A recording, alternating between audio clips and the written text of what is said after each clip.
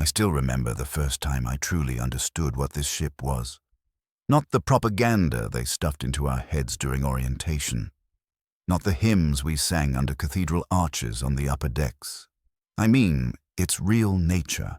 A tomb drifting through the void, carrying 30,000 souls who would never see natural light again, never breathe air that hadn't already been recycled through 10,000 throats before theirs, never touch soil or feel rain. That unbreakable faith was 3 kilometers of Gothic iron and fury, cathedral, fortress, and prison in the same body. And I signed away my life to serve inside it until death took me, or until the Emperor no longer needed this meat and bone. They called it an honor. They said we would serve the Imperium in the eternal crusade against the dark. They did not tell us the cost. They did not tell us what we would become after decades locked in its belly, how the ship would take us piece by piece until there was nothing left but function and duty. My name was Hadrius Van when I stepped into the intake corridor for the first time. Uniform still stiff with starch, papers in hand, declaring I was fit to serve as a rating on the Engineerium decks. By Imperial standard, I was 19, born on a hive world where your choices were simple. Crawl into the factorium and die of black lungs before 30, or pay the body tithe when the Navy recruiters came and hope for something better. I chose the second. I chose service. The papers said I would be trained to maintain plasma reactors, that I would keep the great engines burning, the ones that shoved this ship through the Imperium, that I would be part of something glorious. The papers didn't mention the heat, or the radiation, or the way machine spirits scream when they're hungry. They didn't mention the bodies of those who fail being dragged away in pieces while we sing hymns loud enough to drown out the crying. The ship smelled wrong from the moment I walked in. Not rot, not exactly. Later I learned what rot truly smells like on a vessel that has served 4 centuries. But this was wrongness, incense and oil, and something else underneath. Metallic and organic, like dried blood baked into machinery.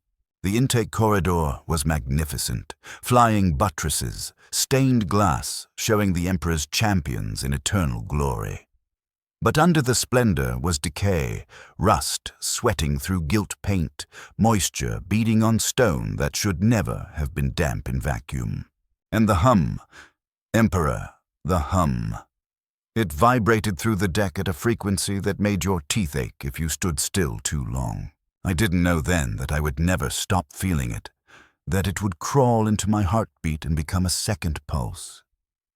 Decades later, I would lie on my bunk and feel the ship's rhythm inside my chest like another circulatory system. They processed us in groups of 50. Civilian clothes and ID tags stripped away, heads shaved. A hot iron brand pressed into the left shoulder with the ship's mark. The branding bar stank of burnt meat and holy oil. The tech priest who did mine whispered binary prayers while I bit down on a leather strap and tried not to scream. The woman beside me screamed anyway, high and shaking, bouncing off the stone until someone slapped her across the mouth. We learned fast. The ship did not tolerate sound that wasn't sanctified. Prayer was permitted. Hymns were encouraged, but screaming was weakness. Weakness was heresy, and heresy was death. After the brand came assignment. Our names were read from data slates while we stood naked and shivering in lines. Hadrius Van, Engineerium, Deck 7, 3rd Shift, Plasma Reactor Gamma 9. Report to Supervisor Crust. May the Emperor guide your hands. Next. Engineerium, Deck 7 was far below the cathedral decks, down and down through corridors that grew narrower and hotter with every stairwell. Grandeur gave way to raw metal and exposed conduit. Bulkheads plastered with purity seals. Warnings in a dozen languages, heavy hatches that groaned open and shut with the hiss of escaping atmosphere. The air tasted of ozone and coolant. The coarse grey uniform they threw at me scraped my neck and wrists, and it was soaked with sweat before I even reached the Engineerium proper. The heat hit like a physical thing, a wall of burning air that made my lungs seize. I heard the reactors before I saw them, a deep, resonant thunder in the bone, underlaid by the endless chanting of tech priests and the clanging of metal on metal as servitors performed their eternal labor. Supervisor Crust was a woman who might have been 30 or 60. Heat and radiation made age meaningless. Half her face was a lattice of burn scars. Both hands had been replaced with implanted claws that clicked when she gestured. She looked me over the way you inspect a faulty tool. Flat eyes, measuring. "New one," she said. Not a question. "You're on Gamma 9. Third shift starts at 1800. Prayer breaks at 6 and 12. Eat at the bunks if you can swallow after standing near the core. Sleep when you can. Die and someone replaces you. Clear?" I nodded. She bared her teeth. It might once have been a smile. "Good. The Emperor protects," she added, "but the ship doesn't care. Remember that. Gamma 9 was a plasma reactor the size of a cathedral organ. Coils, containment fields, cooling pipes that constantly wept steam. The heat near it was beyond description. The air shimmered. The metal handrails were hot enough to burn through gloves if you weren't careful. My job, explained by a senior rating named Torvin, who'd only been aboard 3 years but looked 20 older, was simple in concept. Watch the reactor output through instruments that had been blessed. Perform the soothing rites on schedule. Replace coolant seals when they failed. And pray without stopping so the containment field held. "The machine spirit gets hungry," Torvin rasped, voice wrecked by years of breathing superheated air. "You'll learn its moods. Gamma 9 prefers the Omnissiah's prayers over hymns to the Emperor, but don't let the priests catch you favoring either side, and when the needles on the dial start to jump, when they twitch like they're alive, you seal the compartment and you run." He met my eyes. "That means containment is failing. That means people die." My first 18-hour shift passed in a fever dream of heat, noise, and fear. The gauges were ancient. Cracked glass, rust blooms, trembling needles pointing at numbers I barely understood despite my training. The other ratings moved with the hollow competence of people who had traded thought for habit.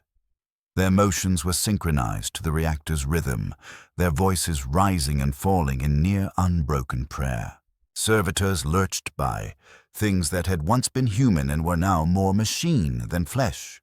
Augments clicked and whined as they hauled coolant canisters or scrubbed spills with mechanical precision. One of them still had a human face, somehow preserved amid the metal. Its eyes tracked me as it passed. I turned away quickly. I did not want to know whether anything conscious still lived behind that gaze. The first time I saw someone die was on my 4th shift. A rating named Cause was replacing a pressure seal on a coolant line when the coupling failed. Superheated plasma blasted into the compartment, a white-blue lash that struck his chest and face. He managed exactly 1 breath. I heard it, a wet, strangled inhale before the heat charred his lungs. He folded like a puppet with its strings cut. Smoke rose from his body. The smell of cooked flesh drowned out incense and oil. We did not stop working. Supervisor Crust appeared, assessed the reactor damage without looking at the corpse, and ordered a servitor to drag what was left away. "Log it," she said to no one in particular. Cause, 3rd-class rating, killed in service to the ship and the Emperor. Recommend notification to family. Then she looked at me. "Tomorrow you take his shift. Gamma 9 needs a minimum of 3 bodies to run safely." That's when I understood what safe meant aboard Unbreakable Conviction. A relative word. Cause's death would be forgotten before his body cooled. Time stopped meaning anything in the Engineerium. No windows, no clocks beyond ship chimes marking prayer cycles. No way to count days or weeks. We worked 18 hours, slept 6, and repeated until the concept of before and after dissolved. Sometimes the ship translated from the Imperium back into real space, and we felt it. A jerk in reality that turned your stomach and blurred your vision, accompanied by sounds with no source, whispers in a language that hurt to hear. The tech priests intensified their prayers during translation. Ratings who couldn't take it were dragged to the Medicaid decks, screaming about what they'd seen between the gaps in the void. I learned not to look into darkness during translation, not to listen to whispers, to focus on the instruments, the prayers, the burning heat, until reality settled and the ship passed through. In my first months, I met others. Rena, a woman from a shrine world who volunteered for service and now ran coolant pumps, hands always bandaged from chemical burns. Gorvis, an older man who'd been aboard 15 years and barely spoke. His face only moved when he recited liturgy.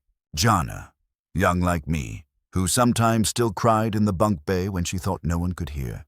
We formed something like friendship, though friendship was a luxury the ship didn't truly allow. We worked together, prayed together, shared rations in the thin hours between shifts. But we all knew, without saying it, that anyone could die at any moment. The ship would grind on regardless, and attachment was just another way to suffer. Over time, the ship revealed its nature. It wasn't merely a vessel. In some way it lived, something the priests never fully explained. A vast organism woven from metal, faith, and the souls of those who served within. Machine spirits were not metaphors. They were real, capricious presences inhabiting systems, demanding appeasement and worship, turning spiteful when neglected. I learned to read their moods through flickering lumen strips, the pitch of the engine hum, the way steam condensed into patterns along cold pipes. Gamma 9, my reactor, was temperamental. It liked whispered prayers more than shouted ones. It liked the scent of incense during maintenance. And it demanded, absolutely demanded, that no bare skin ever touch its casing. A rating named Pell forgot that rule, and the reactor spat, killing him and 2 others in an electromagnetic surge that boiled their blood inside their veins. The ship spoke, too, though not in words. Groans resonated through the hull in the deep hours of the cycle. Atmosphere hissed through failing seals. Moisture dripped endlessly, moisture that shouldn't exist in the void. Sometimes, in the rare quiet between prayers, I heard something moving inside the walls. Not rats. We'd eaten every insect long ago. Something else. Something that scraped, slithered, and sometimes moaned. The older ratings said it was only the ship settling and expanding with heat. But I knew better. I'd heard screams cut off in distant corridors. I'd seen blood on bulkheads that hadn't been there the shift before. The ship had predators in its depths, things that had once been human and no longer were. Things officers never spoke about and servitors cleaned without comment. By my first year, counted by the marks I carved into my bunk frame, I had changed. My body adapted to heat and radiation. My skin darkened, toughened like old leather. My lungs got used to air that was barely breathable. My hands were maps of scars from countless small burns and cuts, fingers calloused by tools and blessed hardware. I grew thinner. The body started feeding on itself because rations were never enough. Enough to keep us functional, never enough to keep us comfortable. I caught my reflection in polished metal and hardly recognized the hollow-eyed creature staring back. But the physical change was nothing compared to what happened inside my head. I stopped dreaming. Or rather, I only dreamed of the ship. Corridors, reactors, the endless cycle of labor.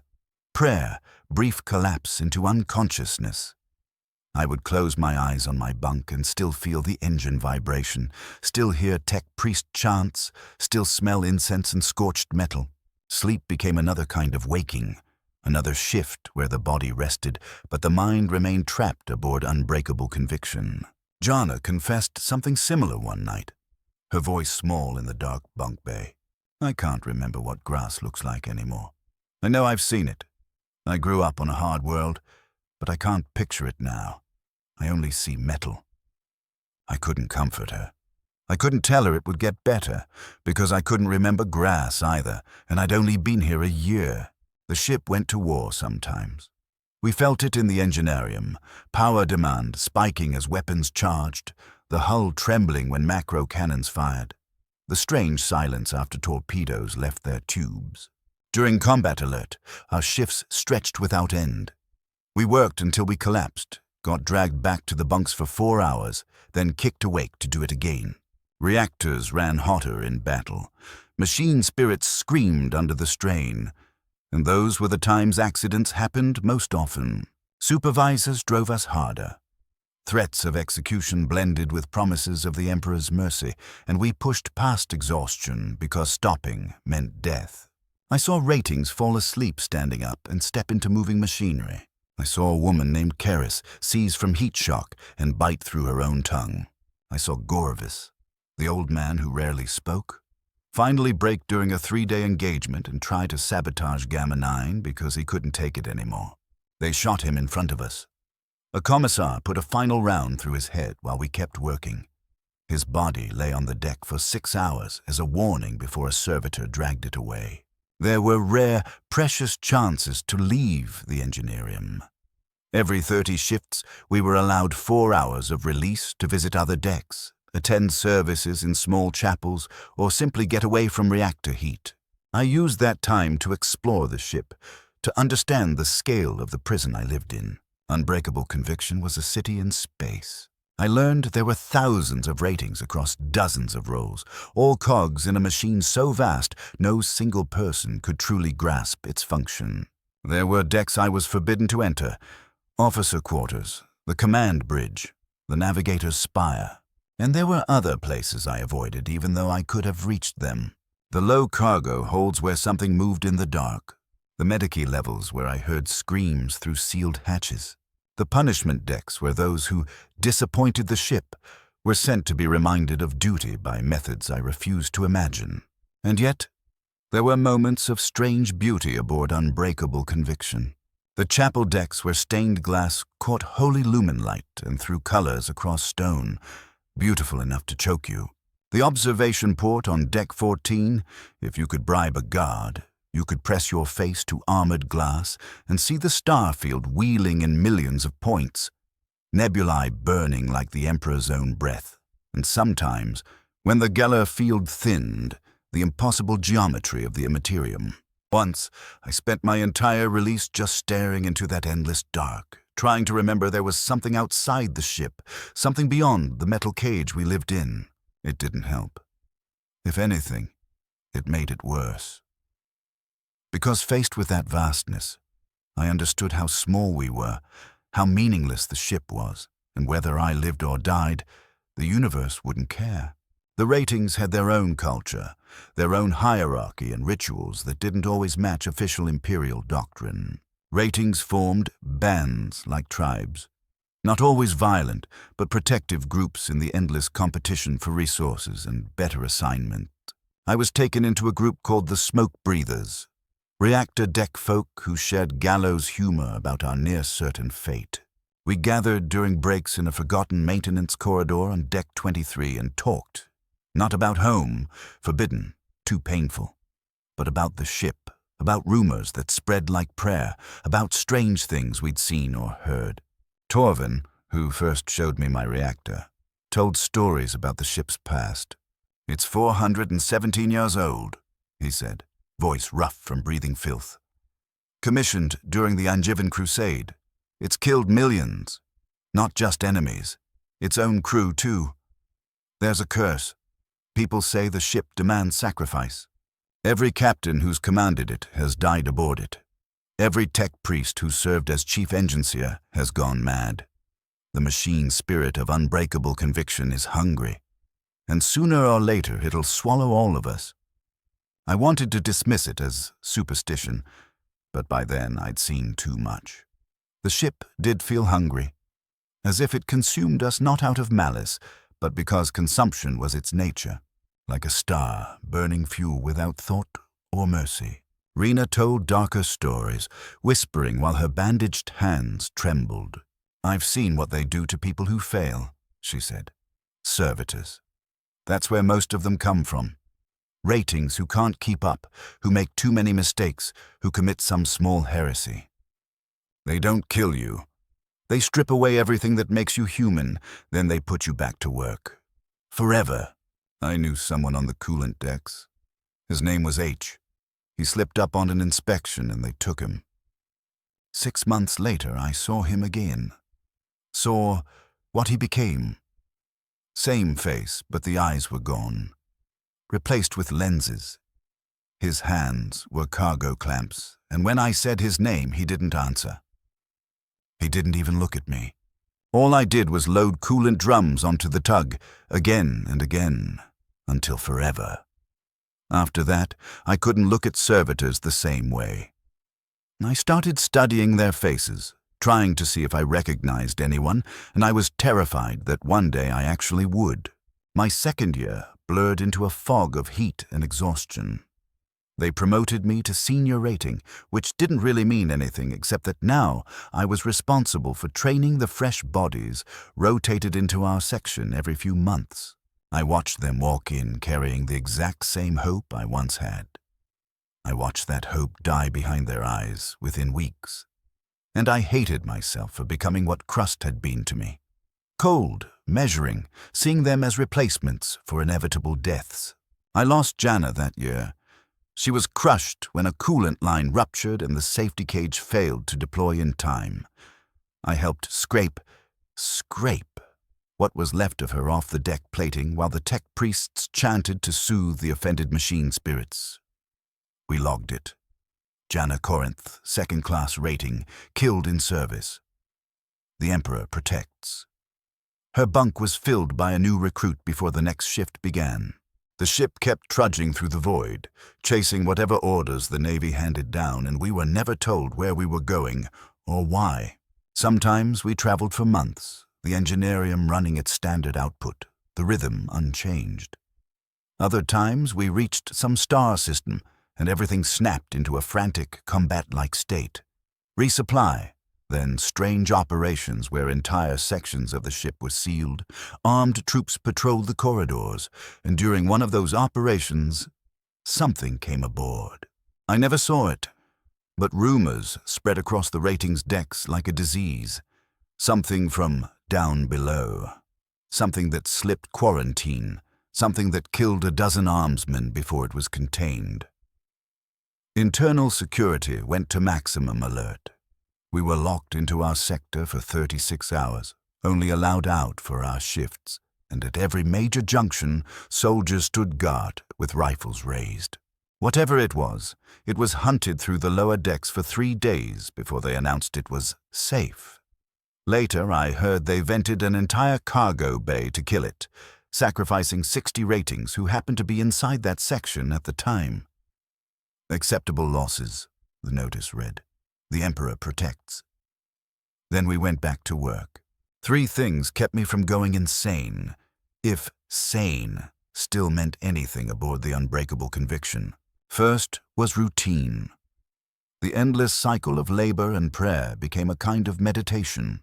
Shut the thinking off. Reduce yourself to existence.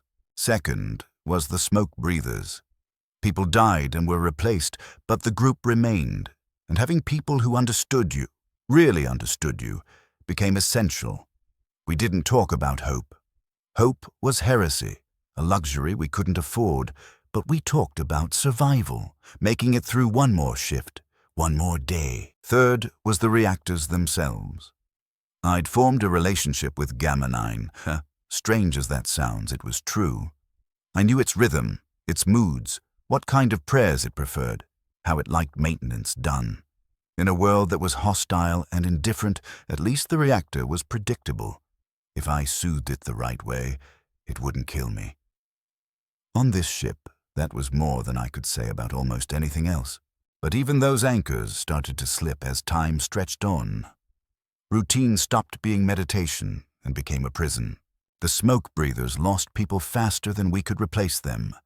Torvin died of radiation poisoning, his hair falling out in patches before his organs failed one by one.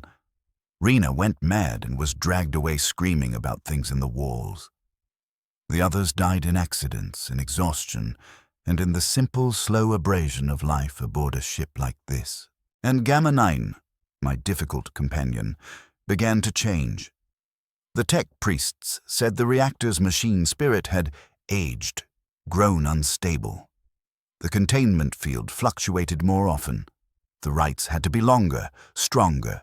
Every shift I spent hours just begging it to hold steady, whispering prayers in binary and Gothic, burning incense until the smoke stung my eyes and tears streamed down my face. It was failing, slowly but surely. And when it finally died, I knew they wouldn't remove it. They would restart it, force the machine spirit back into service no matter the risk, because the ship needed power, and the ship always took what it needed. My third year aboard broke something fundamental inside me. I can't point to one single moment. There was no dramatic incident, no one shock, just the accumulation of 1,000 small wounds. But somewhere in that year, I realized I couldn't remember who I'd been before I boarded. Hadrius Venn, the kid from a hive world who signed enlistment papers dreaming of glory, was gone, dead in a way deeper than physical death. What remained was a function, a tool the ship used, a body that kept a reactor burning because that was the only thing it still knew how to do. I lay on my bunk trying to remember my mother's face, trying to remember childhood, anything from before, and I found nothing but static. The ship had eaten those memories, swallowed them as fuel for its own existence, and I hadn't even noticed when it happened. The others were the same. I saw it in their eyes during prayer shifts, in the way they moved with machine precision, in faces growing blank and hollow. We were becoming servitors without surgery. Humanity ground down by time and repetition until only programming remained. Some people tried to fight it. A rating named Kess tried to desert, fled into the lower decks, vanished into the ship's forgotten spaces. They found him 3 weeks later. Or rather, they found what was left. Something in the dark had reached him first. They displayed his remains as a warning. Never try to escape, because the ship will not allow it. You belong to it now. And it did not let go of what was its. In the 4th year, the ship changed course. We knew it was serious because officers started appearing on the ratings decks, conducting inspections, giving speeches about duty and the Emperor's glory. We were going to war, they said. Not a border skirmish. Not pirate suppression. Real war. The unbreakable conviction would join a battle fleet assembling for a major strike against the enemies of the Imperium. We were expected to serve with special devotion. The Emperor was watching. Cowardice would be met with a bullet. For the glory of the throne, we would win. The Engineerium was pushed into emergency mode before we even reached the war zone. The reactors were driven past safe limits, output maximized for extended combat. We worked 24-hour shifts or longer, sleeping in rotating 4-hour chunks right on the deck beside our stations. The heat became unbearable. 50 degrees Celsius or more in some sectors, enough for ratings to collapse from heat shock and be dragged away. The tech priests showed no mercy. Their prayers never stopped, their implanted eyes glowing through the smoke, demanding more from us and more from the machines. Gamma 9 screamed inside my head, its machine spirit furious under the pressure, and I spent every waking second holding it steady, preventing a containment collapse that could wipe us all out. When the battle came, it was worse than anything I'd lived through. The ship bucked and shuddered with every impact. Void shields collapsed and reformed, sending feedback surges through the electrical grid that showered sparks from instruments and made augmetics short out. The reactors ran so hot, the deck plates began to glow.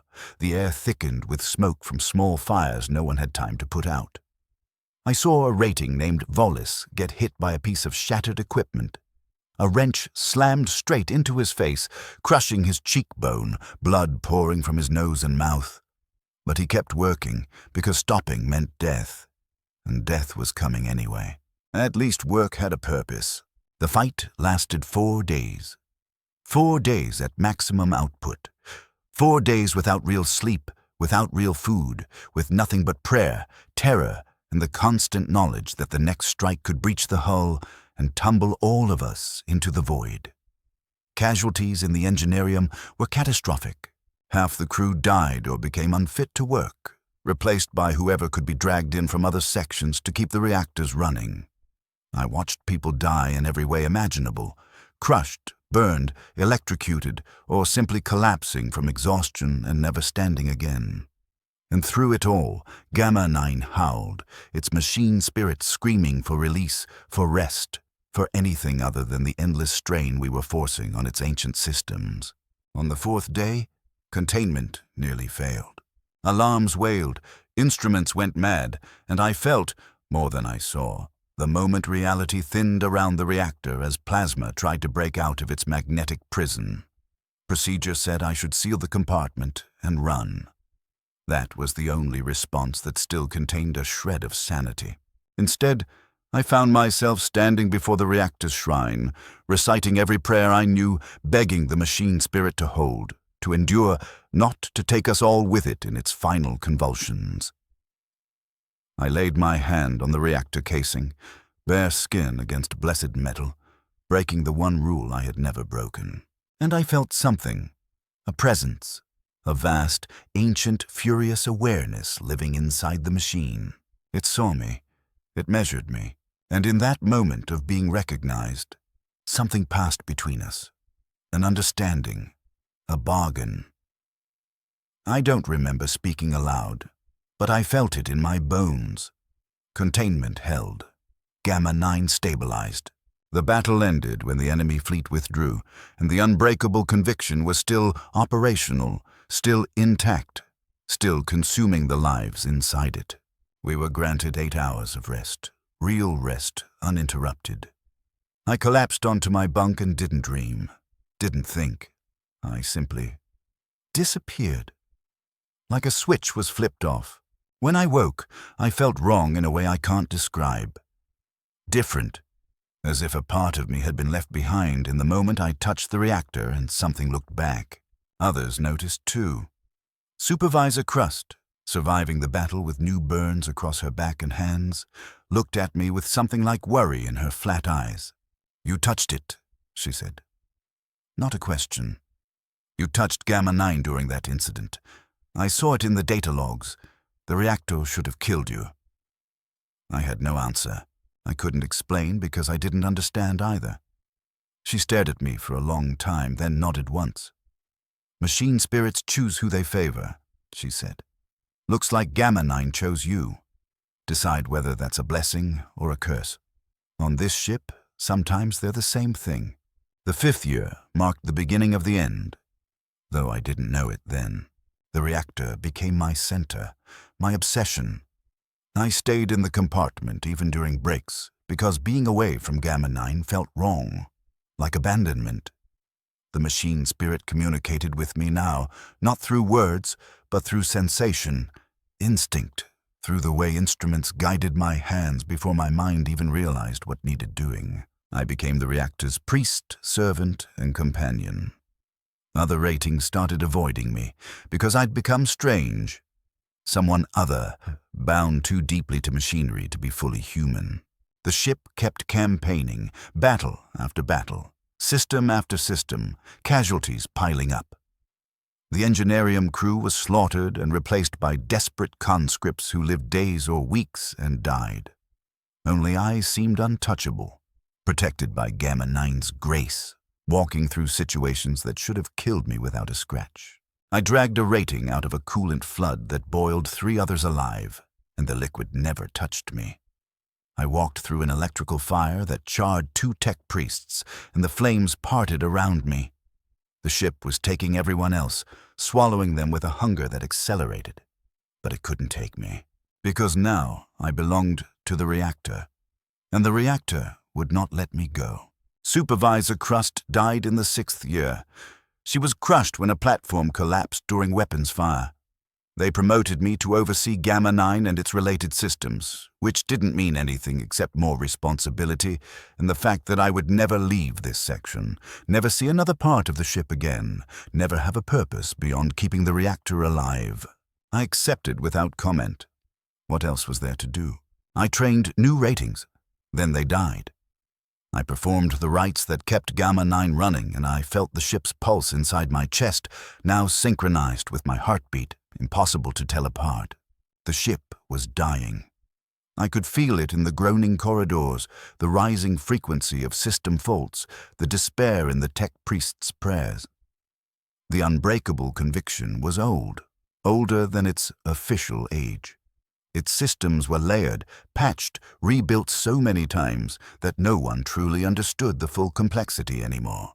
It was held together by faith and ritual, and by the souls of those serving inside it, and those souls were wearing thin. The casualty rate climbed so high that even intact decks were sealed off and declared non-essential. The few inhabitants left were abandoned to fend for themselves in darkness, while the ship ate its own body to keep its vital systems running. Gamma 9 spoke to me in dreams. When I slept on the deck beside its casing, it didn't use words, but images and feelings.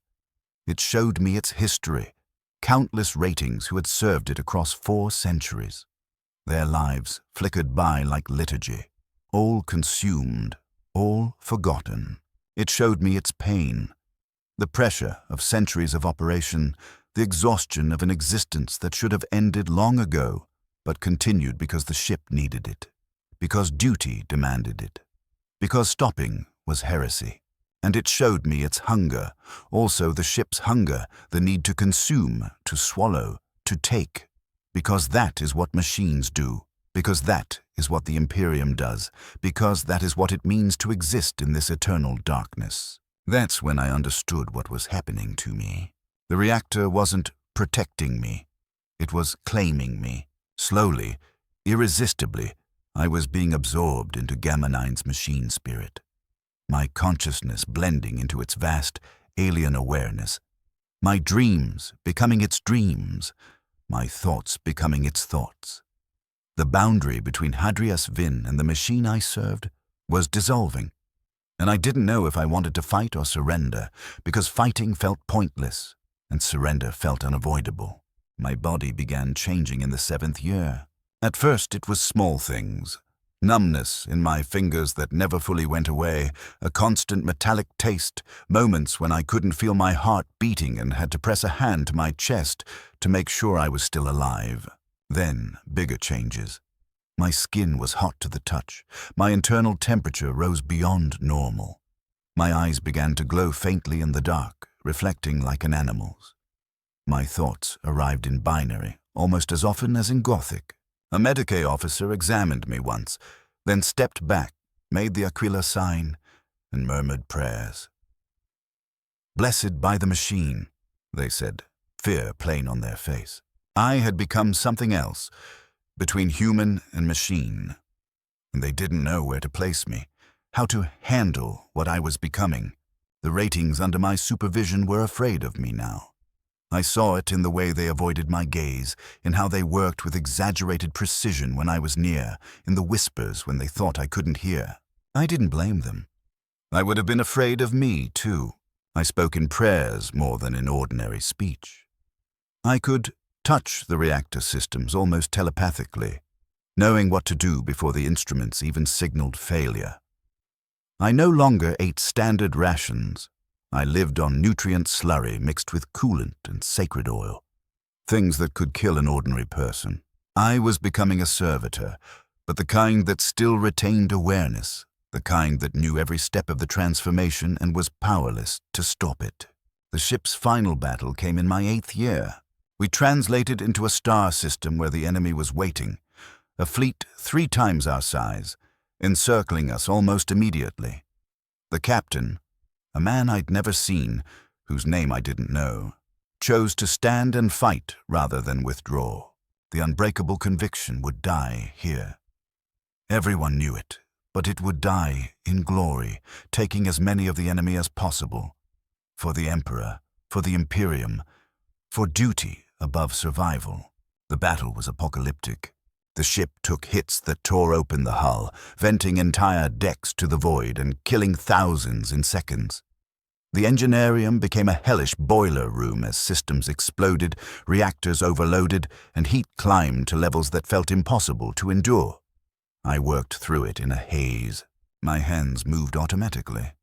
My consciousness was half merged with Gamma 9's machine spirit.